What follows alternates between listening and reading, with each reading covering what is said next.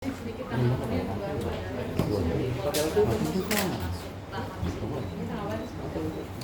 Oke, terima kasih sebelumnya ya kawan-kawan media. Saya mau menanggapi mengenai laporan yang di selatan sudah naik ke tahap sidik ya. Kan sudah dijelaskan ke ada beberapa kawan media juga beberapa hari yang lalu. Kalau tahapan itu kan memang diperlukan dalam penyidikan, dalam proses menangani perkara ya, dari lidik lalu naik ke sidik. Jadi menurut saya naik ke sidik itu tidak ada horornya, nggak ada ya, karena memang itu kan melalui proses ya. Dari sidik dari lidik ke sidik itu kan dianggap sudah memenuhi unsur pada pasal yang dilaporkan. Jadi saya tidak melihat adanya, wah ini akan tersangkakan seperti yang pihak sana dengungkan selama ini ya. Tetap harus melewati proses selanjutnya. Kalau kami pribadi lebih suka naik ke sidik ini, artinya pihak kepolisian kan akan lebih intens, akan lebih fokus lagi untuk memanggil para pihak, melengkapi bukti-bukti yang diperlukan. Jadi menurutku ini langkah yang baik, langkah yang bagus dalam proses hukum ya. Itu dari pihak Bang Dio, Sri Era sendiri sudah berusaha untuk pengennya RJ nih Bang Damai gitu. Apa sudah ada pertemuan untuk membahas ya untuk baik-baik saja tidak mengambil karakter gitu? untuk pertemuan belum ada ya. Lalu yang saya mau garis bawahi juga itu, yang saya tahu ya, kalau perkara di PPA itu tidak boleh RJ yang saya tahu. Karena RJ itu kan difasilitasi oleh pihak kepolisian, sedangkan dalam perkara yang ditangani oleh unit PPA itu tidak boleh melalui RJ. Kalaupun kita mau berdamai atau apa, biasanya kita sendiri yang berinisiatif melakukan perdamaian tersebut. Dasar perdamaian itu nanti yang bisa menjadi bahan kawan-kawan di kepolisian, khususnya di unit PPA untuk mengambil sikap dalam laporan yang sudah berjalan saat ini. Sudah ada Bang langkah itu? Kalau kami pasif ya, mungkin lebih tepatnya ini ditanyakan langsung ke pihak sana ya. Kalau kita kan sebagai terlapor, ya kami sifatnya lebih menunggu korporatif dalam panggilan kepolisian, seperti itu. Maksudnya gini Bang, kan dari pihak sana sudah menggaungkan ingin melakukan perdamaian. Dari pihak di sini sendiri menanggapinya seperti apa? Apakah itu buka artinya begitu?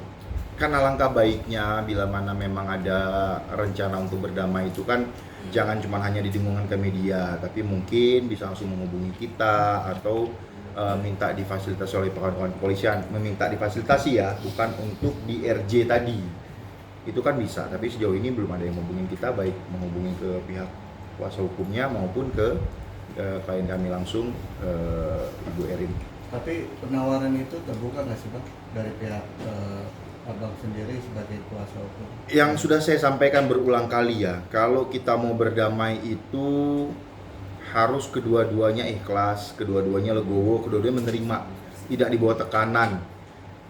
Berdamai ini kan bukan cuma sekedar jabat tangan. Kalau memang hanya sekedar jabat tangan, mungkin kita bisa realisasikan dalam waktu dekat. Pasti kan akan ada tuntutan-tuntutan yang menurut saya nantinya pasti itu yang dapat menghambat terjadinya perdamaian. Artinya ada syarat gitu Bang? Bukan syarat ya. Gimana saya harus sampaikan ke kawan-kawan media ya? Saya ambil contoh sedikit lah. Gugatan perdata itu kan memang bukan kantor kami pegang ya, tapi kan saya agak kaget juga membaca gugatannya itu ada kerugian imaterial itu di 1 miliar. 1,1 malahan. Kira-kira nih itu bisa nggak menjadikan alasan kita untuk berdamai? Saya kembalikan ke kawan-kawan media. Enggak, ini menyangkut yang herannya Bang. Loh iya, kita kan nggak tahu nanti tuntutannya apa. Kalau kan saya bilang tadi, kalau perdamaian itu hanya sesimpel jabatan tangan, berpelukan, saya rasa minggu ini bisa kita realisasikan. Terlepas pasti ada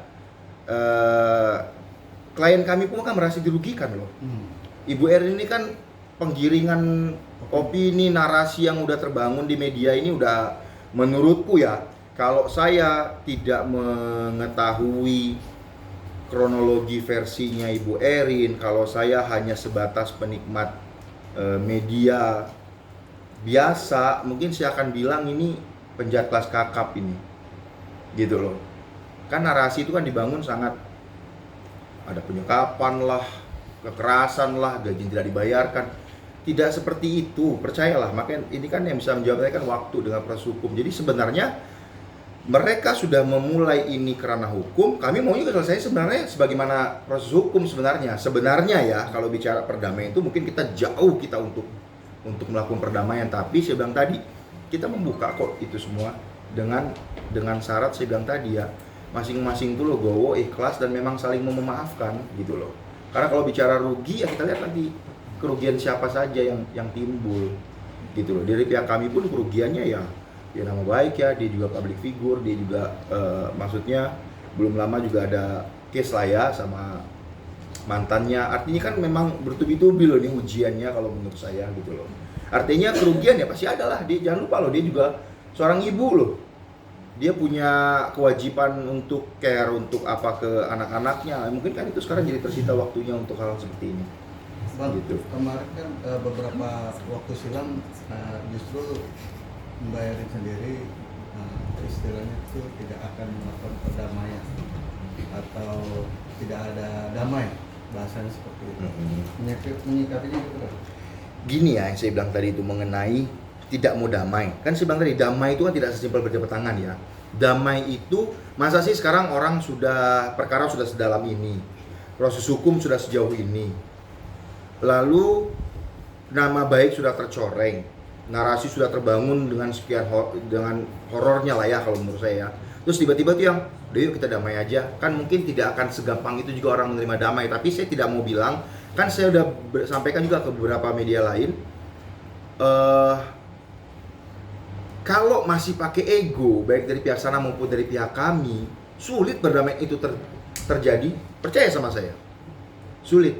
Tapi mungkin kalau kita, misalnya nih yang saya harapkan kemarin, dengan adanya keterlibatan Ibu Rike dari Komisi 13, kalau dia memfasilitasi untuk ada pertemuan dan lain-lain, itu kan bisa terbangun dengan ada chemistry-nya, dengan ketemunya, dengan apanya. Dan di sana kan juga mereka bisa melihat, kan orang gini loh, kalau kita sering didolimi oleh seorang anak kepada ibu saja deh, kepada ibu sambung biasanya, saya ambil contoh case ya, itu dipertemukan saja takut loh, karena biasa dianiaya. Nah, kenapa pihak Ibu Rike yang saya lihat sangat aktif ya dalam case ini, kenapa nggak coba dengan memfasilitasi seperti itu? Lihat ada nggak ketakutan itu? Kan kita bisa membaca psikisnya orang, bisa membaca gesturnya orang. Itu yang saya sayangkan. Jadi kita dengan Rike itu memperkeruh suasana. Memperkeruh, saya tidak mau menyimpulkan ke sana ya. Tapi yang pasti harusnya independensinya itu harus benar-benar terlihat. Harus adilnya itu harus terlihat. Karena kan beliau itu bukan seorang lawyer. Beliau itu wakil rakyat. Di mana beliau itu di komisi 13, di mana itu mencakup HAM, hukum dan reformasi birokrasi. Menurutku yang dilakukan oleh beliau itu offset kalau menurutku dengan hadir ke penyidikan. Oh emang nggak boleh Pak Romzi? Boleh, jangan bersamaan dengan pelapor dong, independen dong, sendiri dong datangnya. Kawal, dilihat, dipanggil, disurati, kan mekanismenya kan seperti itu. Instansi-instansi terkaitnya berkolaborasi dengan Komisi 3, itu dong harusnya.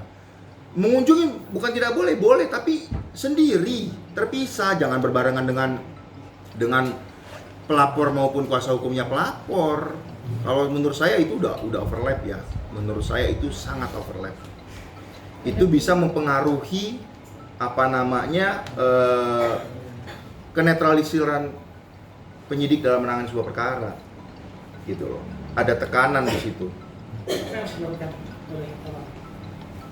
Mungkin ya, mungkin kita lihat nanti. Kami juga tetap berusaha untuk berkomunikasi juga dengan pihak Ibu Rike. Kami juga sempat mengirimkan surat untuk RDP, untuk minta di RDP kan juga. Itu kami surati di tanggal 8 Juni 2026 ini tanda terimanya.